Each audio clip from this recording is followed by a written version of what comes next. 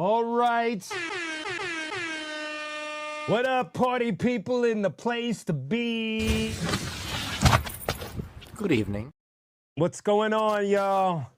Here we are. Yes, a new episode, the 30th episode of Live from the Lab, man. I am so, thank you, Bananas, my man Bananas. Yeah, you get this one, Bananas. We got some new joints. Let me make sure, where are we? Come on, son. Where is that? Oh, fiddle fat. There we go. This is for you, my man Bananas. Yes! I like it. My man Flex, what's the deal, son? My man Flex. My man Flex.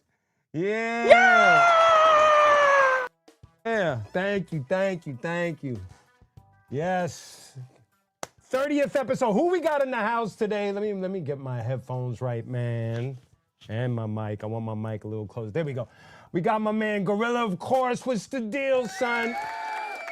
My man Bananas. Detroit Throwers, Mere Death. Yeah, Flex is in the house. The Unicorn, Mere Death, of course, we said that. The Machiavelli, yes. I'll see you Friday, Machiavelli. My man Gorilla Strong,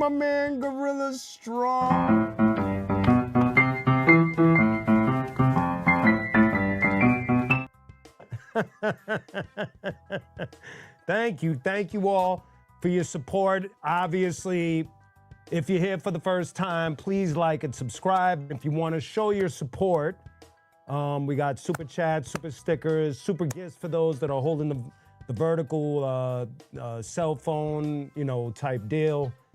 And of course, you could also see you Friday, Machiavelli. My man Gorilla. Also, you can visit qunique.com, and there's a shop there as well.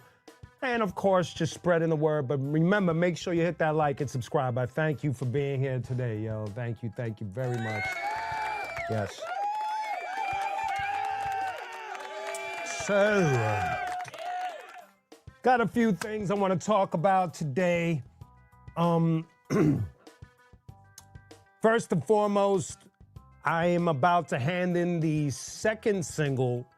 I know the first one hasn't dropped yet. The first qunique Repmatic single drops February 27th, the end of this month. And I'm about to hand in single number 2 for March. I'll have more information on that, but I just wanted to keep you guys, Yusef, what's the deal? What's going on, baby? Welcome to the show. Yes, Cypher up. John Milburn in the house, ladies and gentlemen. So the first single comes out, like I said, at the end of the month. Second single, I'm just waiting for a couple of little tidbits of information for the featured artist on the second single. Once I get everything, all the paperwork handed in, then I'll be able to oblige you on the information for the second single. But the first single is just me, along with my brother Repmatic, who produced the track and did the cuts, getting everything ready. Yes, February 27th, of course. That's dope, man. That's dope. That I'm gonna consider that a part of that as a personal birthday gift to you, Bananas. Okay, so we have that out in the air. We make sure, because we'll be doing Friday Vibes with Q that day as well. So if you could peek in a little bit that day, we'll all say happy birthday to you, and we'll all enjoy the single that day as well.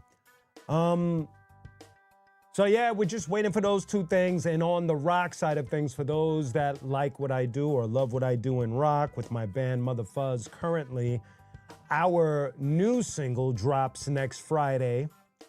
Yeah. And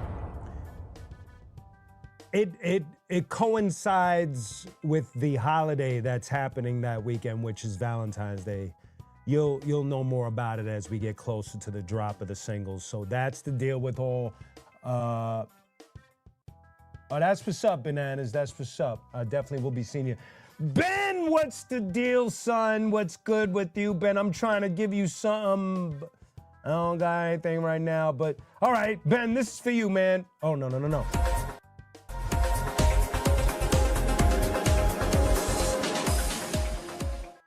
There we go. So yeah, man. Not a lot of new music, like I had said. Yeah, exactly. Edwin, what's the deal, son? I'm trying to read your comments and stay one good foot. All good. What's up, Goodfoot? So that's the singles announcement. Also, another announcement, once Stutters gets it all locked in, we'll have the new limited qunique t-shirt dropping soon. So that qunique tag shirt is about to be at the end of its road. If you haven't picked up a qunique tag shirt, just hit up qunique.com before they are gone. All the shirts that I'll be putting out from here on in for quite, for a little period of time will be limited. So we're waiting for the next design to get all, whatever they do on the computer with that. So that's the deal with that. Fully equipped with the mic and a spray can. I withstand any wicked plan, conjured by a wicked man, a quicker hand to snatch up. Arson is Q spark to match up. The ciphers of flames, nothing to lose, a whole lot to gain. So I remain the main master of ceremonial. Puerto Rico remains prisoned by colonial. Overchopper curses could efface my basic rhyme patterns. I have you all standing in the maze. I lace the track up as if it was my Nike hair. All knowing MCs unaware could have compared glare. Outshine, ready of rhymes, bring light to the subject of lyrical content. The rhythm give a gift as God sent. That's for you, Edwin. Woo! Thank you, Gorilla. I appreciate that. Spoon, what's the deal, Spoon? My man Edwin, he alley-ooped that. Ja! What's the deal, son? So, let's get into the first thing I want to talk about today. Detroit Throwers, yes. So, I was talking to Crazy Legs, who, normally frequents the show. And he had reminded me that a book was released recently with photographs by the legendary hip-hop photographer, Joe Conzo Jr. And this book was put together by Joe Conzo Jr., Charlie Ahern, and Crazy Legs. And it is called The Making of Wild Style. I'm not sure if you guys caught anything about this or saw this on any of your timelines. It's a beautiful book. Wild Style, arguably and possibly one of the most important hip-hop movies ever made because it is the first hip-hop movie ever made. And what's also fascinating about this movie in particular is that whoever you would consider an actor in the movie was actually a real, hip-hop icon or a downtown Manhattan icon in the art scene. And so you have the Cold Crush Brothers, you have the Fantastic Five, you have the Treacherous Three, you have Double Trouble, you have the Rocksteady Crew, you have Dondi, Lee, you got the Furious Five, Grandmaster Flash, just to name a few of the people that take part in this. And the movie, sure, you're not really watching a movie for the acting chops or loosely watch it based on the storyline. It's more of you're getting a taste of kind of what hip hop looked like during that time. If you haven't seen the movie, I'm just trying to describe it the best I can. I think if you're a hip hop head or if you're somebody that admires, you don't have to be a strict hip hop head.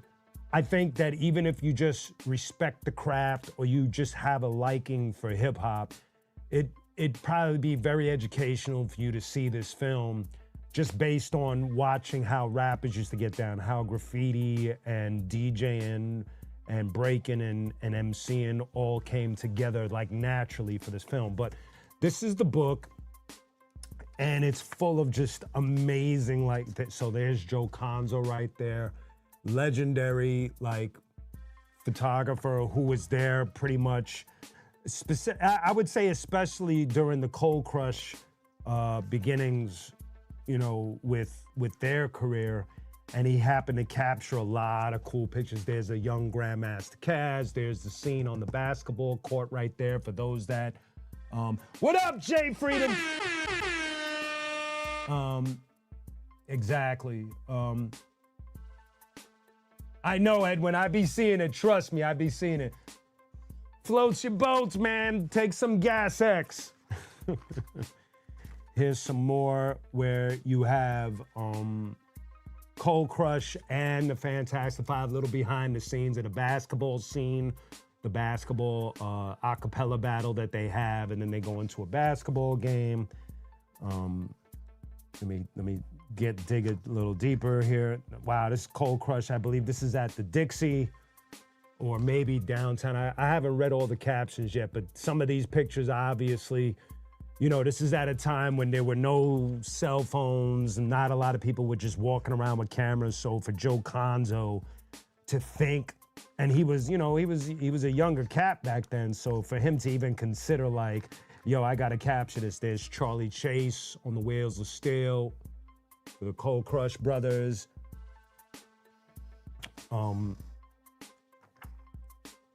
Let me see if I could just find one more. Oh, this is a beautiful picture right here. Look at this. Cold Crush with Charlie Ahern in the middle. Look at this, man. This is just amazing. Look, the whole Cold Crush crew, Charlie Ahern in the middle. It's just amazing, man. I love seeing pictures like this because this is rare, man. Look at Grandmaster Caz with the Caz name buckle on, man. Like, this is real deal shit, man. You know, it's a beautiful book, man. I'm very happy for Joe and Legs and Charlie Ahern that they put this out. It's like a little behind the scenes book. I'm trying to find, there's a dope Rocksteady picture I just want to share, and then I'll move on to the next thing. So it also shows like when Rocksteady, Cold Crush, this is one of my favorite Rocksteady pictures. There's Crazy Legs, Ken Swift, Buck 4, Africa Islam, Doze, Kuriaki, and Baby Love. The Crazy Legs, of course, holding the Rocksteady t-shirt. Ken Swift right in front, Buck 4 right next to him, rest in peace. Kuriaki, rest in peace. This is such an iconic, beautiful picture of the Rocksteady crew while they were in Japan with the Wild Style tour.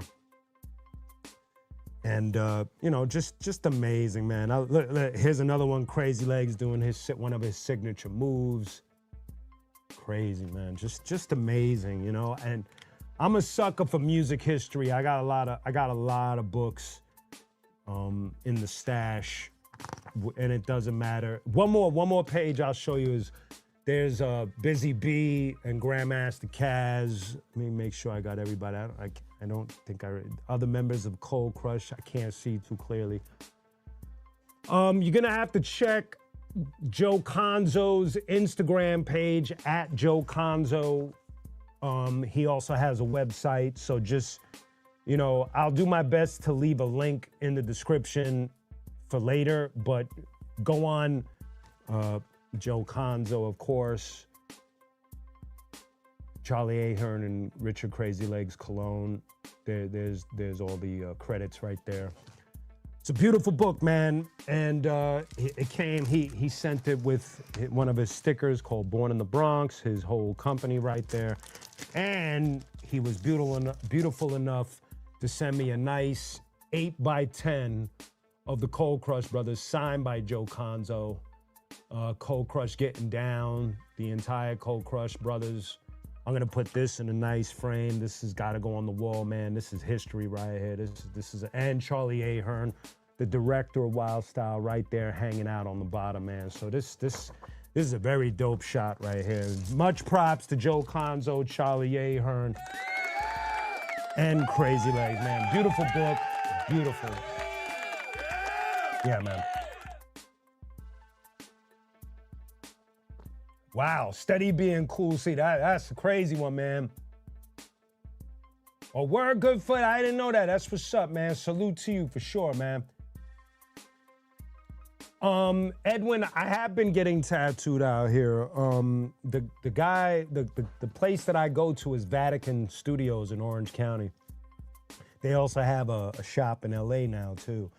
And Franco Vescovi, the guy who owns the place, he's been tattooing me for years. And Letitia Masner, she did the lion here. So I've been getting tattooed by them for quite some time. In the beginning, before I lived out here, I used to go there, you know, on my way home and get some ink. And now, it's funny because now I'm out here and I really don't sit in the chair as much as you think I would, but those are the people that I've been seeing as far as getting tattoos. So that's the deal with that. Hip hop head, what's the deal, son? Welcome, welcome, welcome, welcome. Okay, so today, ladies and gentlemen, I want to talk about an album that I don't think I've even talked about. And it's my fourth studio album, and it came right after the fact that I did the Brown Bag All Stars collab album, Black Coffee. I took some time and put this one together. And on an emotional level, I released it on my brother's birthday. And you know, I've spoken about my brother, my younger brother who passed away. I did the song, 133rd Psalm, about him. But I released this on his birthday, July 18th. And the name of the album is The Mechanic. Yes, ladies and gentlemen, we're going to talk about The Mechanic today. This album it came at a fascinating time because I had just did the Brown Bag All Stars album where there are no features. So Brown Bag All Stars handled all of the production on Black Coffee, and I made a decision for that album to have no features. You know, I already had Vengeance Is Mine, it had its features, Between Heaven and Hell had its features, and then I kind of like took a look at the whole playing field, and I felt like at the time I was like, man, everybody just seems to do a lot of feature work. And so thank you, my man Sam, son. Thank you, Sam. I appreciate that, Sam. Yeah, that was really cool, man. But when I returned to this, I was like, I'm gonna get some features on this and just return to its truest form. The first thing I want to talk about is the artwork, because I believe that out of all the qunique releases, this album wins with the best artwork I've ever had for an album. This was done by a comic book artist, illustrator from France. His name is Benoit Dahan. And you can follow him on Instagram. His name is Noabe Arts. He has a comic book about Sherlock Holmes, but his art style is so cool. And what's interesting is that Benoit, he did the cover for Black Coffee as well. So that was the one thing that was kind of like cohesive, was that he did Black Coffee, and then I asked him to do this one, and he just he just went nuts on this. If you ever get a chance, if you have the CD or the vinyl, which this has been sold out for quite some time, you get to look at the details. Like there's a MPC up here and speakers and microphone behind me, and it's just a sick piece. It's probably a dope back piece. You know, Edwin mentioned tattoos. This would probably be a crazy back piece or something like that. Maybe on my leg or something. Who knows? But this is a great art piece just to start it off. Arkansas, what's the deal, son?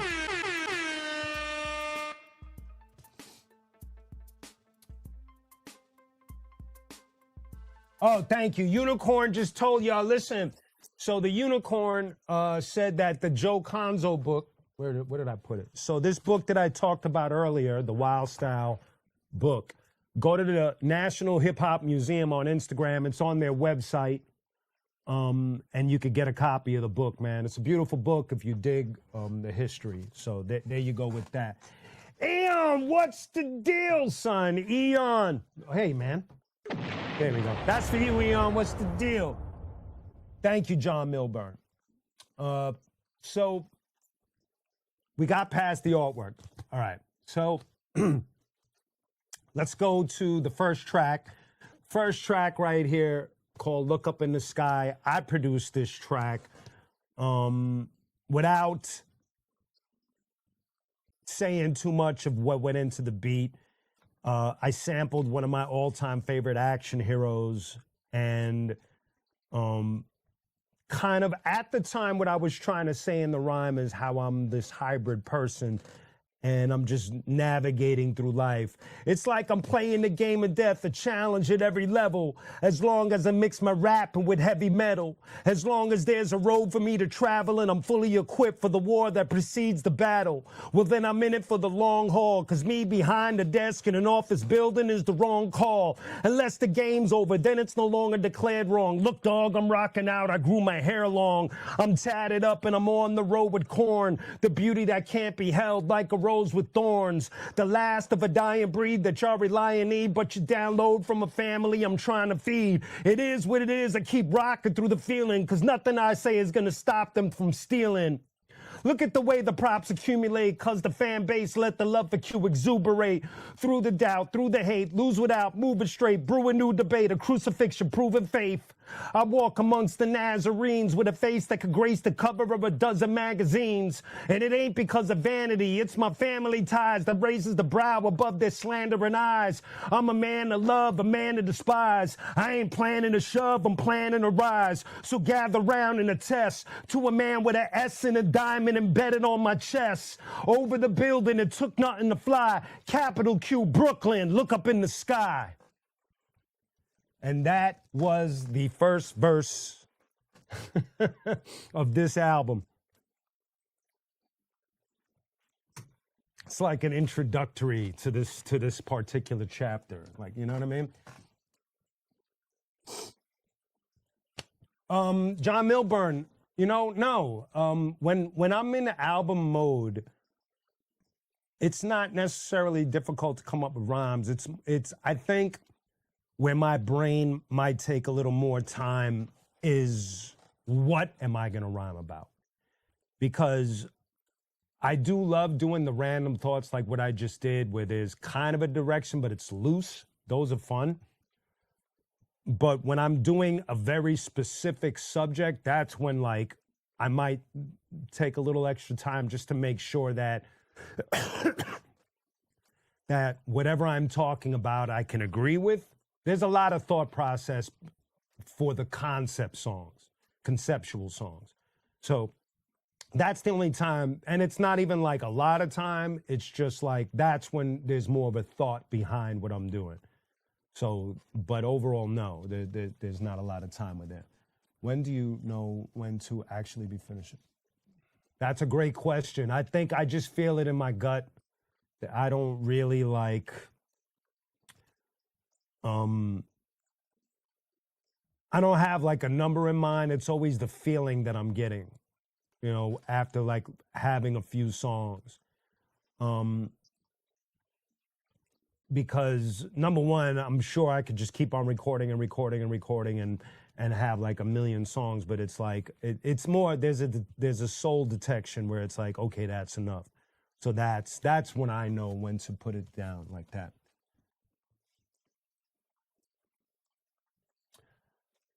My advice, Stevie Stone, Bird, and yes.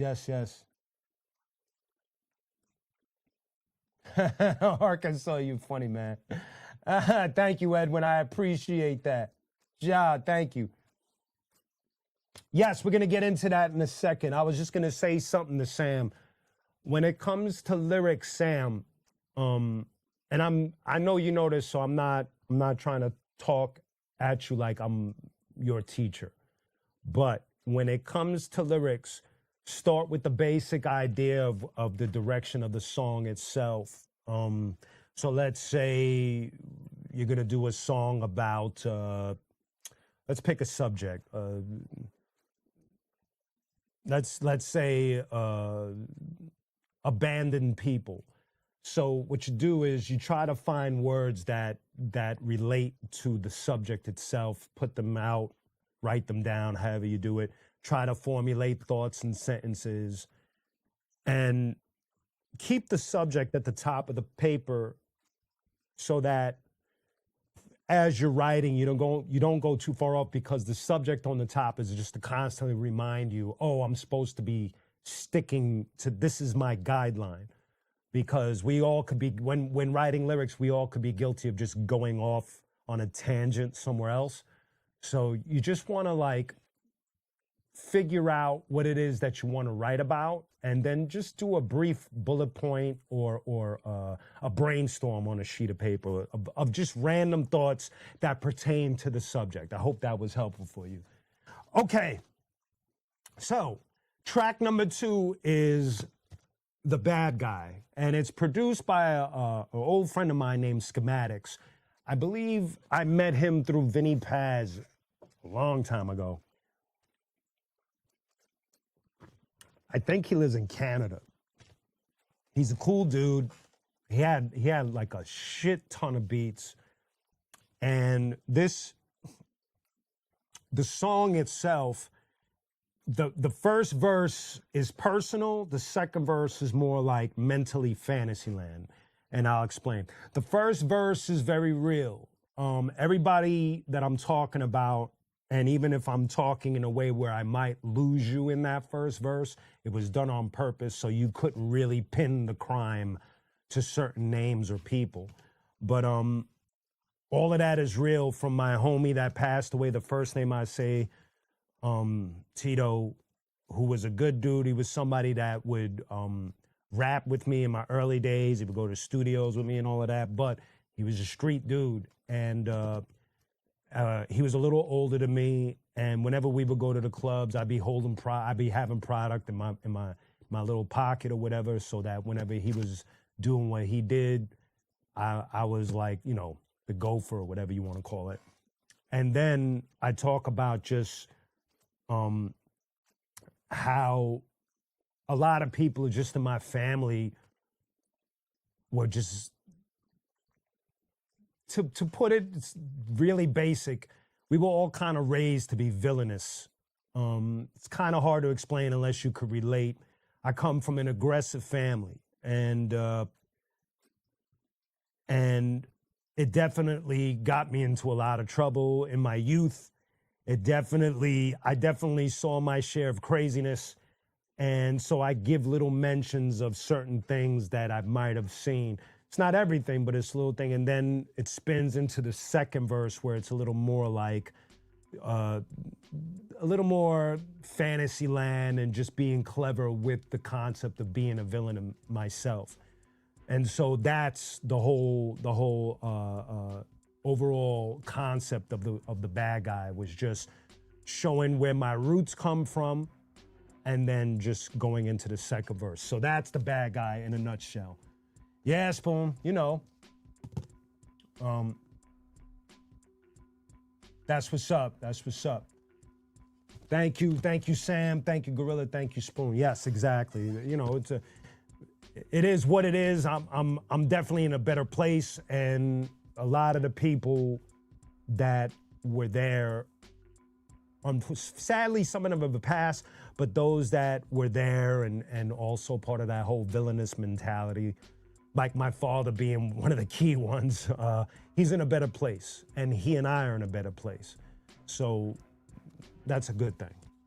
Okay, next, track 3. Thank You for Letting Me, produced by DJ Matvey. Matvey was from Russia, and he's another one that I met through Vinny Paz. Vinny Paz quietly helped me with this album. And what I mean by that is, it was Vinny that connected me with a few different producers, from Schematics, Matvey, and I think, man, I want to say maybe, no, let's just say those two for now. That's how I remember it. but Vinny was definitely getting me a lot of beats, and Matt Vade definitely had a moment on this album. So thank you for letting me is a letter to y'all in appreciation for exactly, Gorilla. It was my way of just thanking y'all for allowing me to be this hybrid, artsy, hip-hop rocker, blurry between the lines genre kind of guy.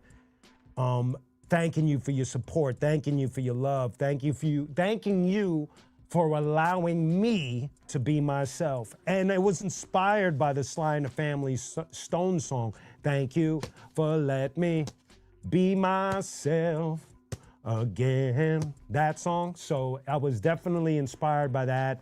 And even in the chorus, I go, I'm listening to Nas and I'm listening to Mastodon. That was my way of showing y'all that I walk between these two worlds comfortably. And that's how my brain registers these things. But thank you was overall a thank you to y'all, my supporters, the people that just have always been there for me and supporting my music. So that's what that song was for. Okay, the first feature of this album, track number 4, would be No Country for Old Men featuring Ill Bill, produced by Lex Beats. Now, I never met Lex. Lex Beats gave me some beats quite some time ago, and I finally got at them. And it was, you know, after doing the Black Coffee album, where I had no features, obviously somebody that I love to collaborate with, somebody that I believe I have a great chemistry with, somebody that I've collaborated with a million times, who's responsible for my first solo album because he was the executive producer, and that would be Ill Bill, ladies and gentlemen. So this was like, when we got to this album and one of his albums, the chemistry just jumped up a notch, where our back and forth routines were just very cohesive and almost seamless. Like me and Bill reached that point where we knew how to connect on the rhyme level, just I think at a very dope level. And so No Country for Old Men is one of those.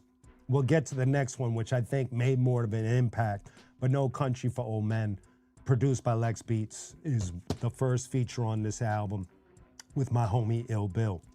You know, it was just a back and forth, just being witty and clever, not trying to cloud it up with too much concept. Just wanted to have fun in a very raw street way, and that's what that's all about, man. Thank you, John Milburn. I really appreciate that. Thank you. Yeah, Banana, definitely. I don't know if they still have White Castle, but it was definitely there when I was a kid. Okay, so now we're gonna go to side B. And that's the first song on side B is called You Know Me, featuring DJ Eclipse on the cut, produced by Ill Informed Beats. I never met Ill Informed. This is the only time I ever worked with him, I believe. And DJ Eclipse, what I did for this one was I sampled my voice saying capital Q, you know me, that Brooklyn rapper down with RSC, capital Q, I'm rocking this, that Brooklyn rapper who be running with the arsonist. And I gave it to Eclipse, he popped it in the Serato and he cut. That was the hook for this particular song. This has a very beautifully produced traditional boom bap, East Coast sound to it. One of my favorite beats Ill Informed provided me with. Hello, good morning, Vietnam. I be the bomb. My name is QU. Used to cipher up and get my lessons from the Zulus. Hiding from the cops so I could tag up on the B train. Try to bring the heat so I could get up on my street fame. Could it be that it was all so simple then? Looking to the sky and asking, could I get a signal sent? You second guess yourself, living on blind faith makes you want to participate in escalating the crime rate. And I tried for several times to do that, provided with wanting to take part in the boom bap, change it up for the radio into the boom clap, considered for heavy spins and asking, should I do trap? The fans would crucify me without a chance of resurrection, sit me down and introduce a plan of intervention. So I remain devoted to the cause till the day my soul gets promoted to the Lord. Yo, capital Q. You know, so that's that song. It's a dope song. Just basic rhyme over boom bap, you know, just not, again, just being witty and clever, which is my favorite, one of my favorite ways of just approaching a beat sometimes, just saying some old fly shit and letting the beat rock and everybody just head nodding and enjoying the whole thing. So that's the deal with that.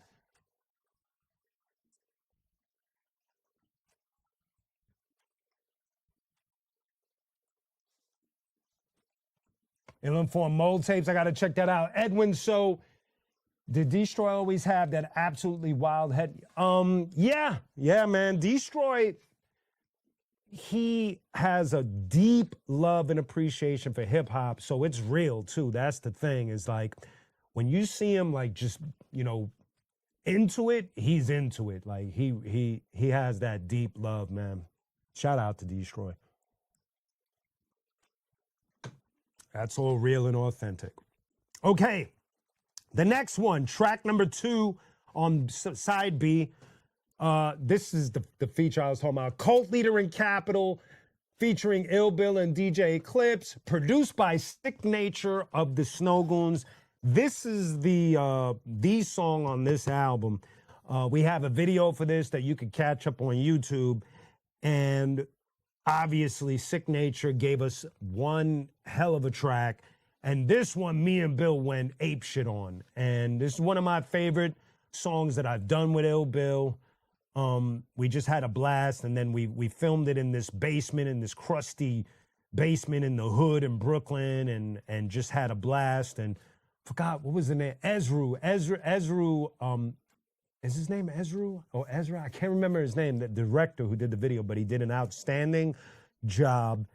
And again, I think that's what you would consider the hit of this album, is Cult Leader in Capital. If you haven't heard it, there's a video for it. You could check it out. One of my favorite songs I've ever done with Ill Bill. And shout out to Sick Nature for providing us with such a dope track, man. Wrote a song that personal. John Milburn, yes. The Setup, 133rd Psalm, Diamond in the Rough, Father's Day. Give me a second. Between Heaven and Hell, the prologue, Dead Roses. There's a few that are very personal, very real, very honest. That's just to name a few. So yes, I have. Thank you for that question. Remember me? Thank you. Chile, Felipe, what's the deal, man? Welcome. The next song, and what I'm noticing is that with this album, I didn't go super personal on this album, that because you had asked that question, so I'm looking at the songs. This was more like, I try to keep it on a more chill level.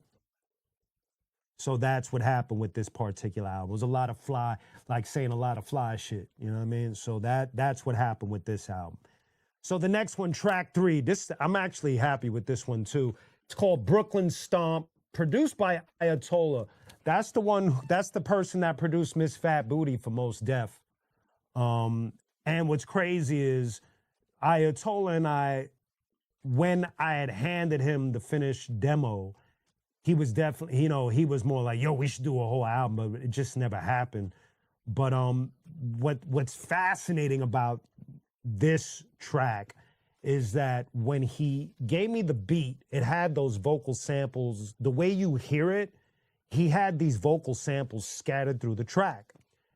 And what it did was it set the stage for me to kind of do something different, where I was rapping around these vocal samples. So every time they come up in the song, I'd lead into it, let the sample do what it does, and then come right after it, as though me and the sample are rocking together. And I thought that, and I think that's why Ayatollah tripped out. I don't think he expected that.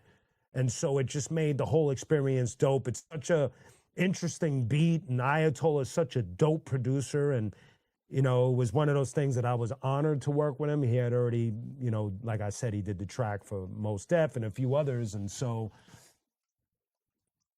I do not, Bananas, sorry, I do not. I'll get to that in a second. So Bananas, the very first rap. Oh, so the very first rap I ever wrote was, and it was kind of co-written because there was a friend of mine who was already like nice.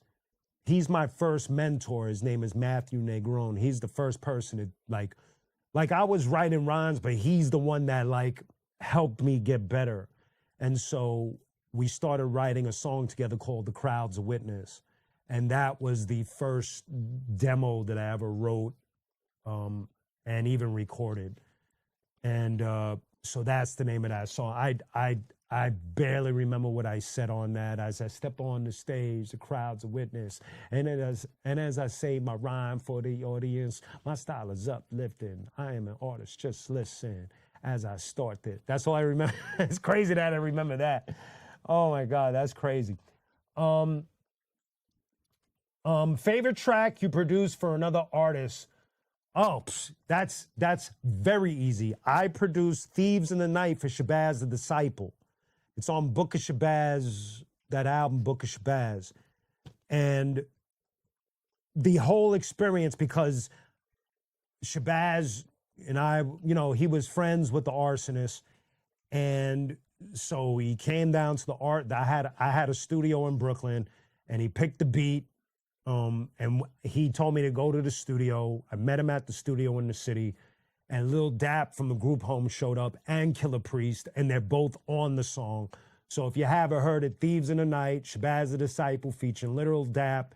But there's a remix to it, and then there's my version. You got to make sure you see my production credit on it. But it's easily what I did for Shabazz, because Shabazz went crazy on that song. It's one of those songs that I tend to forget that I produced it because I'm listening to Shabazz. You know what I mean? So that's my number one. No, not Lockham Shabazz. Shabazz the Disciple, who did the first verse to Gravedigger's Diary of a Madman. That's Shabazz. That one. Yes, John Milburn, I have a little surprise for you with that. Thank you, Felipe. Thank you. You got to tell the promoters in Chile to come get me and book me to go out there. Matter of fact, just to let y'all know, I think I alluded to this last week, but I am in talks with a promoter to go out to Denver, Colorado. Let's see what dates they throw at me, and whoever's in the area, I'll let you know what's good and all of that. So that's the deal with that. My first rap name, I think it was Q Wiz. I could be wrong. Or it might have just been the Q. The Q. That's because the unique came when I signed to my first manager, and she called me Unique. And so that just stuck. But I think I was just the Q, and that was it.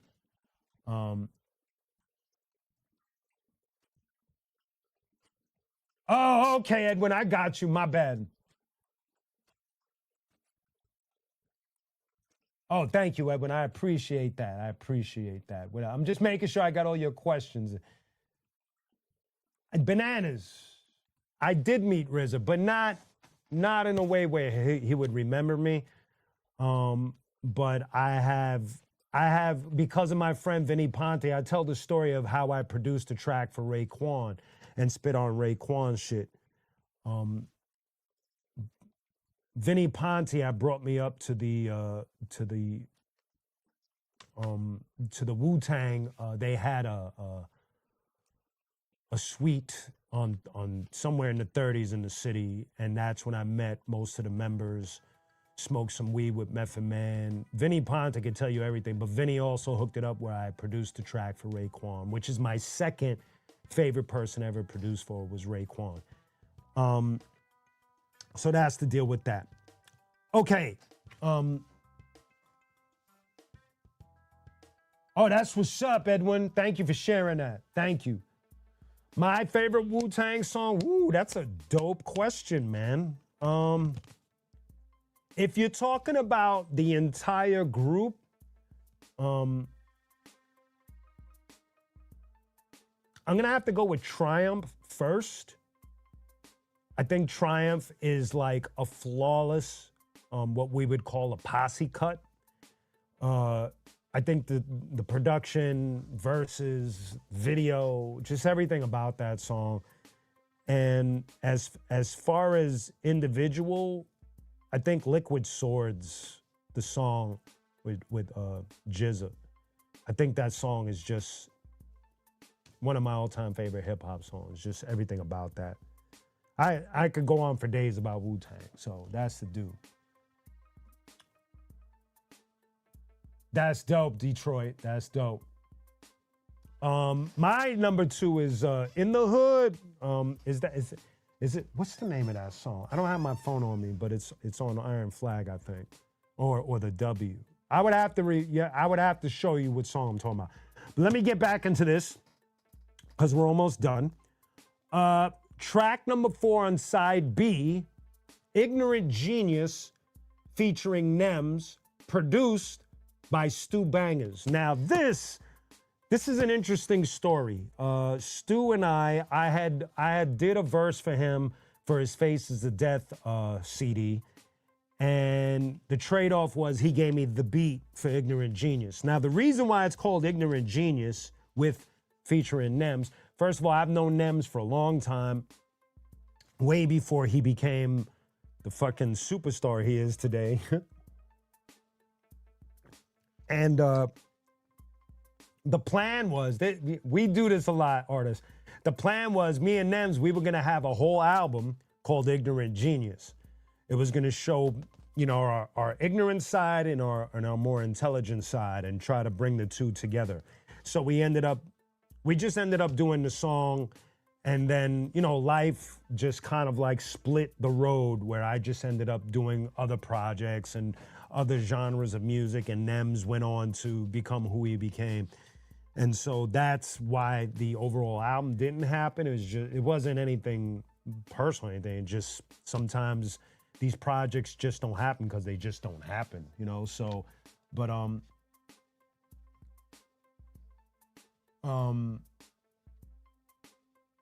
Chess Boxing is a great song. Great. I love that video, and ODB kills that thing. So yeah, that's the deal with that. Again, just saying some fly shit, but I believe Nems was more heavier on the ignorant side of things on this song, whereas I tried to carefully balance out the two of being ignorant and intelligent at the same time. So that's the deal with Ignorant Genius. And shout out to Stu Bangers. He gave us such a dope beat. Number 5 on side B is I Seen, and that's again DJ Matvey. He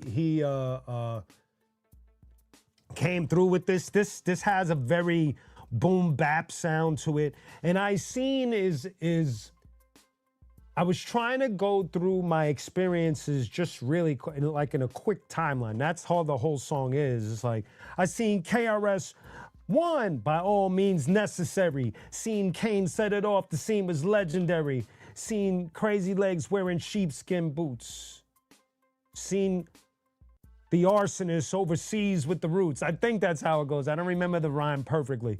But it was just giving y'all quick stabs of some of the things that I've seen. It's all factual shit, but I didn't want to like embellish and give a whole verse to just one story. It's just like, I seen this and I seen that. You know, like sometimes you talk with people and you just giving them an idea of some of the things that you've witnessed or whatever have you. And so that was the whole point of I Seen, was just to share some of my experiences of the things that I've seen in the course of my career, especially in hip hop, of course.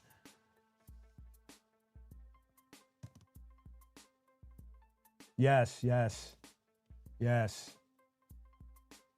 And so that's how the whole I Seen came to be. I could have sworn.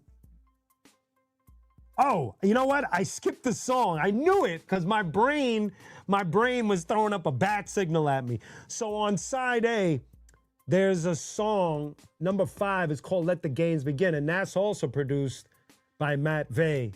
And that one, what I just wanted to do was just have fun, just lyrically bounce differently and all of that, and you know, sing on the chorus and all that. It was, you know, he gave me one of them bouncy type beats, and I just want to, every once in a while, I'll attack one of those beats.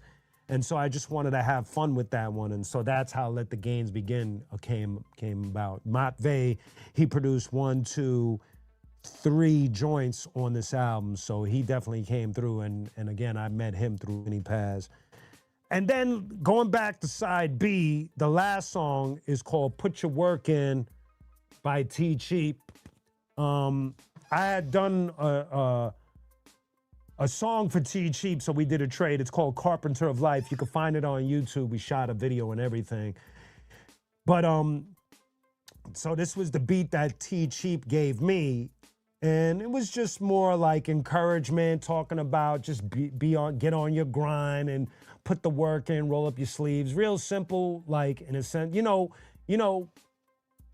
The reality is for me is that I like to be encouraging to the listener a lot of the time.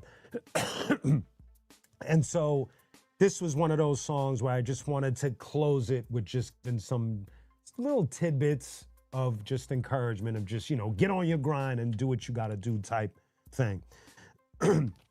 So this was the vinyl, and there was a limited pressing on. I think I only pressed 100 of these. They sold out in a week or two, I think, and it was an orange, very orangey vinyl, both sides, beautiful, like really cool, just to, you know, match with the album aesthetics and all of that stuff. I don't know if you could find this on eBay or whatever. Crazy Legs in the house, son. Yo, Legs, I just did a little talk piece on this, man. You missed it, man. But ladies and gentlemen, Crazy Legs was a part of this book. You can see he's got the credit, and I spoke about him, and I showed y'all some of the pictures. So that's the deal. Legs, people want to get copies of this stuff, so you know the deal, man. Boom. And I was just talking about the mechanic, and this vinyl is no longer available.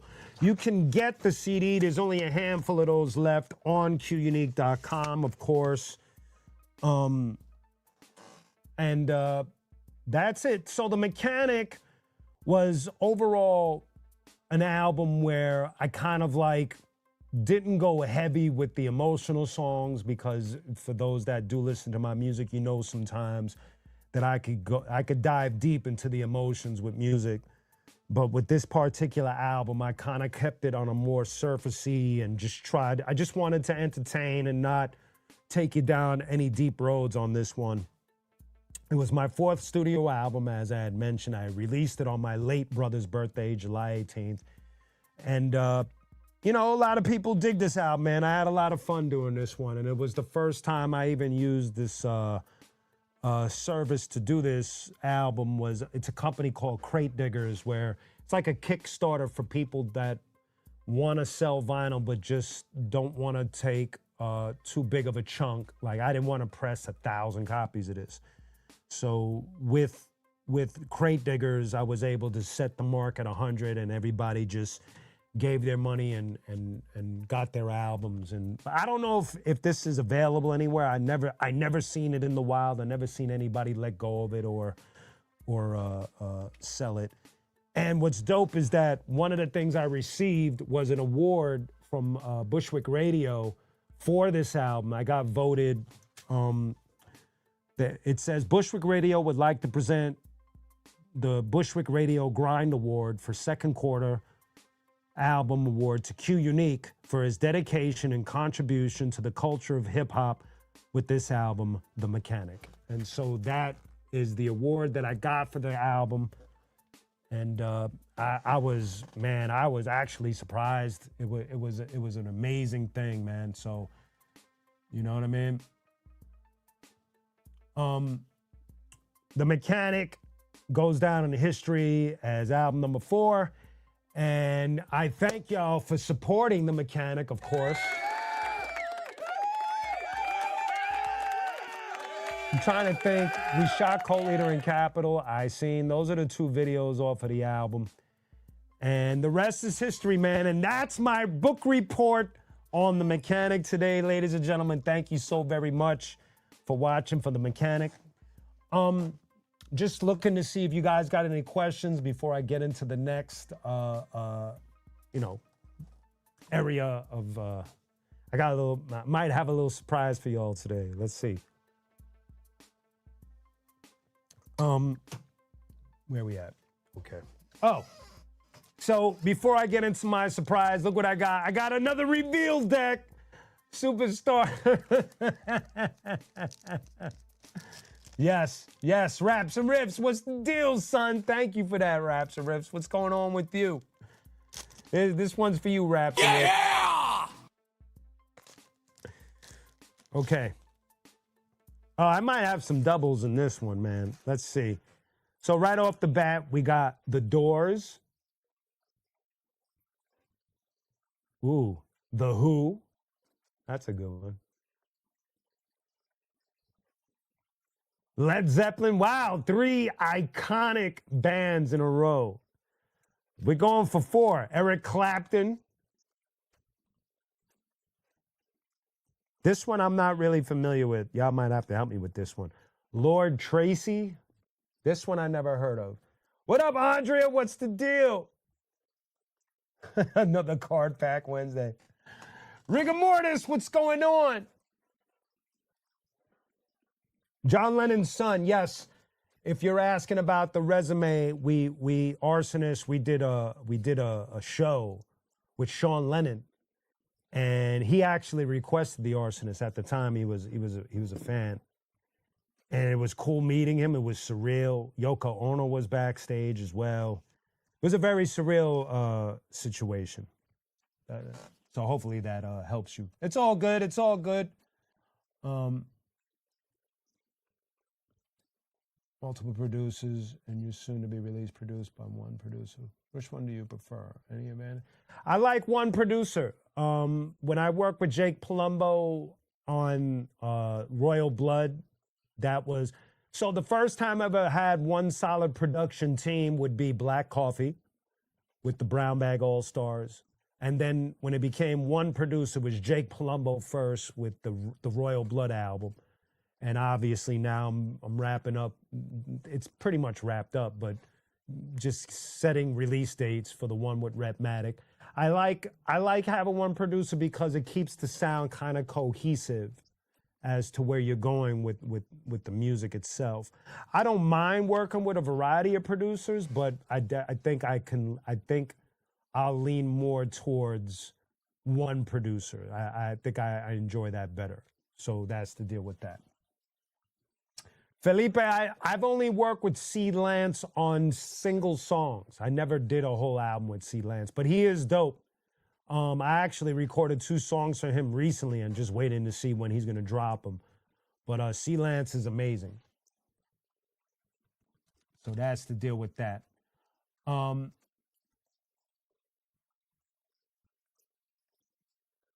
Okay, so what's next in the cards? Jet Boy. I kind of vaguely remember that name. Debbie Gibson, for all you Debbie Gibson fans out there. Madonna. Like a surgeon. Billy Idol. Eyes without a face. Zakk Wylde. Now that's a cool card, man. Zakk Wylde, Black Label Society, Ozzy Osbourne, and all of that good stuff. Great guitar player, great piano player. Violence. Madonna again. Make a wall of Madonna cards. Tone Loc, Funky Comedina. MC Hammer, too legit to quit. The Go-Go's, son, our lips are sealed. Vacations on them. Hall and Oates, son, say no go, yeah. Such a dope duo. Bonnie Raitt. Wow, this is crazy. This is crazy. Cro-Mags. This I did not expect. That is a cool card. Putting that on top, boy. Pretty Boy Floyd, that's some hair metal shit right there, son. The kid from Kid and Play. I've worked with Sabak Red before. I love Sabak. You know, I've known him the longest. This is another crazy one, man.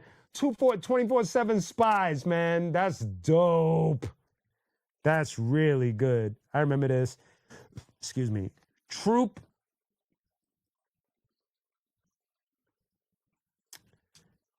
Dangerous Toys. I don't remember that one. And that's the last card of this batch. I went through it faster this time. Cro-Mags are the shit, son. That's the card reveal for today. So, ladies and gentlemen, yo, stunners, we getting ready. So today, ladies and gentlemen, I figured I'd surprise you. What I'm going to do right now is I'm going to hop in the booth and I'm going to perform the new qunique Rhythmatic song, Cypher Up. This is for y'all first. Going to give you a taste. We're a little bit ahead of schedule because the song comes out at the end of the month. But I figured I'd bless y'all with a little taste, a little tidbit. I'm going to do my best. I think I remember the rhyme. If I mess up, I will just stop. But let's have some fun. Yo, Stutters, you got it from here. Everybody join me in the booth, and here we go.